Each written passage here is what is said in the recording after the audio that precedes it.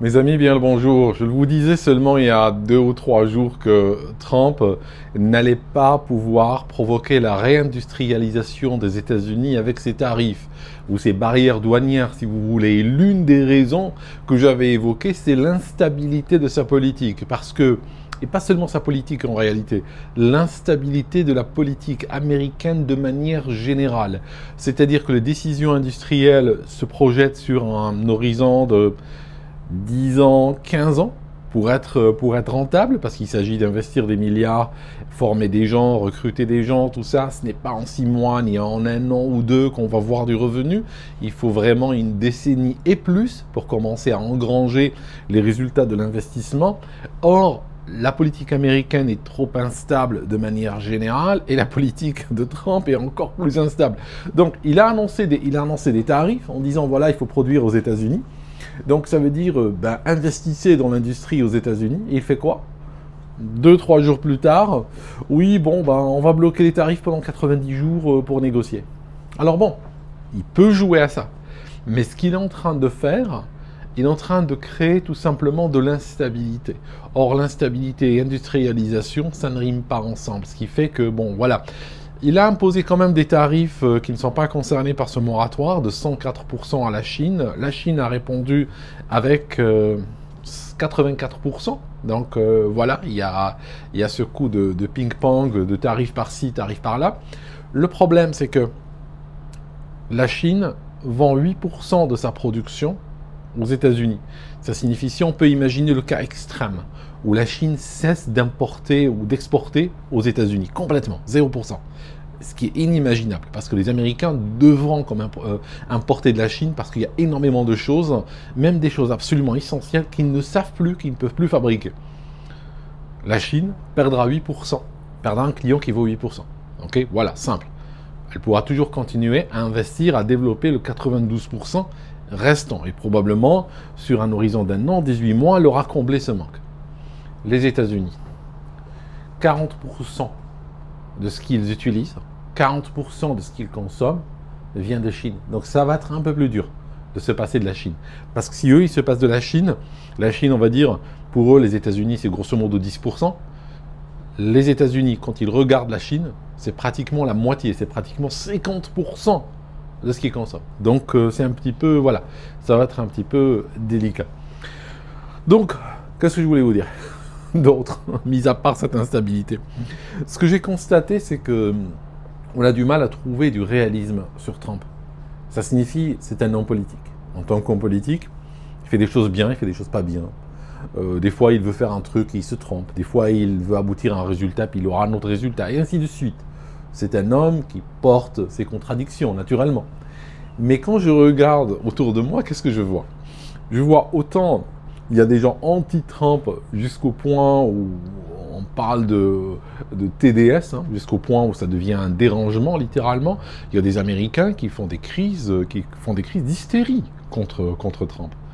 Et on a des gens, y compris en Europe, qui considèrent que Trump est l'incarnation d'un Dieu vivant qui marche sur Terre. Et quoi qu'il fasse, ils vont toujours le défendre. Et même quand il fait un truc qui se termine mal, ils disent oui, mais t'inquiète pas, il avait réfléchi et puis il avait anticipé et tout ça. Le coup d'avoir perdu les élections face à Biden, il ne l'avait pas anticipé non plus, vous voyez. Donc, qu'est-ce que vous voulez que je vous dise? On a du mal aujourd'hui à trouver du réalisme sur Trump, à trouver de la raison sur Trump. En réalité, on a du mal à trouver ses caractéristiques dans tous les domaines.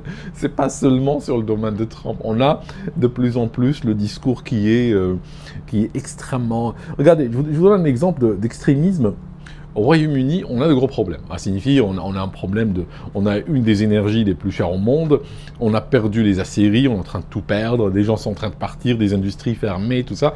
On est réellement en train d'aller vers un effondrement économique. Qu'est-ce qu'on a décidé de faire? On a décidé, tenez-vous bien, on a décidé d'aller bétonner les puits de pétrole britanniques, de gaz. Donc, on a au Royaume-Uni des puits de gaz. Qu'est-ce qu'on a décidé de faire? On a décidé d'aller les bétonner. Pourquoi? Parce que, voilà, pour des raisons climatiques. Parce qu'on veut faire de l'irréversible. Et j'ai utilisé cette image biblique l'année dernière ou l'année d'avant. Je vous parlais de Philistins. Je vous parlais d'empoisonneurs de puits. Les Philistins, quand ils arrivaient dans le désert, ils trouvaient un puits. Et puis qu'ils ne pouvaient pas le prendre avec eux, ils ne pouvaient pas le piller, ils pouvaient consommer de l'eau, mais à un moment donné, ils étaient obligés de partir. Eh bien, qu'est-ce qu'ils faisaient? Soit ils l'empoisonnaient, soit ils jetaient des pierres dedans, ils poussaient du sable, des pierres, des gravats dedans pour le remplir. Pour que si quelqu'un d'autre arrive, plus tard, des mois, des semaines plus tard, traversant le désert, il arrive à ce puits, eh bien, il va trouver qu'il a été comblé. Ils n'avaient rien à gagner, ces gens, à faire ça. Mais tout simplement, ils le faisaient pour justement, voilà, c'est pour que personne ne puisse en profiter.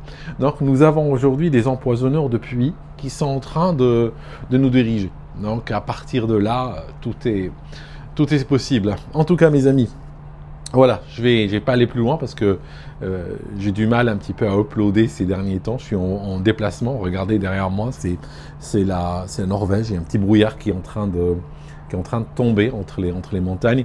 Avant de quitter l'Europe, j'ai décidé de faire un petit tour dans les fjords norvégiens. J'avais envie de faire ça depuis longtemps. Ce pays, c'est littéralement une Arabie Saoudite discrète de l'Europe. Si vous voulez, c'est un pays extrêmement riche. Ils s'impliquent pas ils sont pas dans l'Union européenne. C'est pas l'Union européenne. Ici, vous ne voyez pas de drapeau de l'UE. Ils sont pas dans l'UE. Et d'ailleurs, ils ont des panneaux un peu partout en disant on n'accepte pas l'euro. Ils sont pas dans la zone euro, bien entendu. Ils ne se mêlent pas d'histoires d'obsession climatique et tout. Ils continuent à pomper du gaz et tout ça depuis la mer du Nord. Ils n'ont pas dépensé pour des guerres et des folies et tout ça. Ils ont mis l'économie du pays, enfin le savings, comme on appelle ça, l'épargne du pays. Ils l'ont mise dans un fonds souverain qui aujourd'hui pèse 1500 milliards, 1,5 trilliard de fonds souverains, de bas de laine qui appartient à ce peuple. Donc franchement, en termes de développement humain, en termes d'index de développement humain, ils sont pratiquement au maximum. Vous ne pouvez pas faire mieux qu'ici. Il fait un peu frisqué, c'est vrai, il faut supporter, mais au-delà de ça, on vient pas pour les villes, hein, parce que les villes, ici, là, on est à Olden. Tu peux regarder sur une carte. Olden, c'est littéralement un village de Schtroumpf. Hein. Tu vois les maisons, là, regarde. Je m'éloigne. Tu vois les maisons, il y en a 1, 2, 3, 4, et elles sont séparées parfois de plusieurs centaines de mètres, éparpillées comme ça sur la colline. Et il n'y a rien, hein, il n'y a strictement rien. Tu ne vois pas de... je veux dire, bon, rien, pardon pour le peu, hein, on voit quand même les montagnes, les lacs, tout ça. En fait, on vient pour la nature. On vient pas pour aller chez Zara ou aller chez Apple Norvège, hein, parce que celui-là, tu l'as en bas de chez toi. Hein, tu habites à Lyon, tu habites à Paris ou autre, tu as ça chez toi. Hein, tu n'as pas besoin de venir jusqu'ici pour aller chez un H&M ou un truc comme ça. Donc voilà, c'est un pays vraiment, je trouve qu'il représente... beaucoup de peuples européens ont pu faire ça. Hein, beaucoup de peuples européens ont pu obtenir le même niveau de vie si c'était pas gaspillé. Si ce n'était pas gaspillé en guerre inutile, en importation massive de migrants, en partant sur des idéologies climatiques qui les obligent, qui les poussent jusqu'à combler des puits de gaz. Vous voyez ce que je veux dire? Voilà, j'aime beaucoup ce pays. Bon, je vais pas y vivre, hein, pour ceux qui cherchent à deviner où je vais. Je quitte complètement l'Europe. J'en ai encore pour quelques semaines. Vous savez, on ne peut pas partir juste comme ça, il y a de la paperasse et tout. Mais un jour, vous allez me voir dans un aéroport. Hein, je prépare déjà la vidéo. Vous allez me voir dans un aéroport avec un billet aller simple en main. Et puis voilà. Et puis on continuera toujours à se parler ici, hein, c'est clair. Mais voilà, je partirai définitivement d'Europe. C'est triste, hein, c'est triste. C'est un continent qui a tout pour réussir pourtant. Hein. C'est pas... Honnêtement, c'est pratiquement tous les pays européens ont de quoi, sur le plan fondamental, ont de quoi devenir une autre Norvège, sincèrement. Si ce n'est que, voilà, si ce n'est qu'ils ont des dirigeants qui sont en guerre contre eux, hein, déjà ça. Et puis, autre chose aussi, c'est que beaucoup de leur population, une bonne partie de leur population, a gobé un petit peu la propagande qui est contre eux. Hein. C'est quand tu vois des retraités, tu vois des gens au SMIC qui disent ouais, nous dépensons beaucoup, nous avons une empreinte écologique énorme. Désolé, mais ton empreinte écologique, elle va dépendre de ton revenu. Donc si tu gagnes le SMIC, ton empreinte écologique, c'est le SMIC, hein, à l'équivalent au SMIC. Et si toi tu penses que ton empreinte écologique est énorme, qu'elle est trop élevée, c'est que tu es en train d'appeler à ce qu'on baisse ton SMIC. Hein. C'est que tu es en train d'appeler à ce qu'on peut diviser ton revenu par 2, n'est-ce pas? Et ça divisera ton empreinte écologique par 2. Voilà, si tu as honte d'exister, on peut faire ça.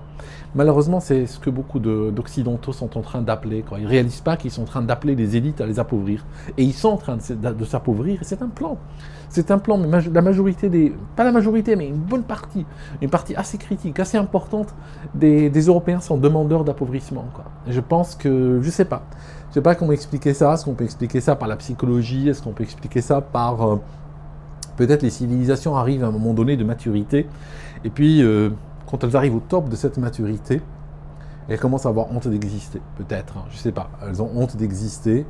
Elles commencent à contempler la mort. Elles commencent à cultiver une culpabilisation qui les incite à dire « c'est bon, je vais en terminer ». Voilà mes amis. Merci d'avoir écouté cette vidéo. Je vous rappelle mon livre « Les grandes trahisons » disponible sur Amazon. Ça vous raconte, entre autres, sur comment les élites européennes font la guerre à leur peuple. Parce que ce qui est en train de se passer, vous le savez, vous l'avez deviné, je pense, c'est pas par hasard, c'est pas un accident non plus. Hein. D'ailleurs, c'est une des premières phrases du livre. Merci d'être resté avec moi jusqu'ici dans cette vidéo et on se voit dans une prochaine.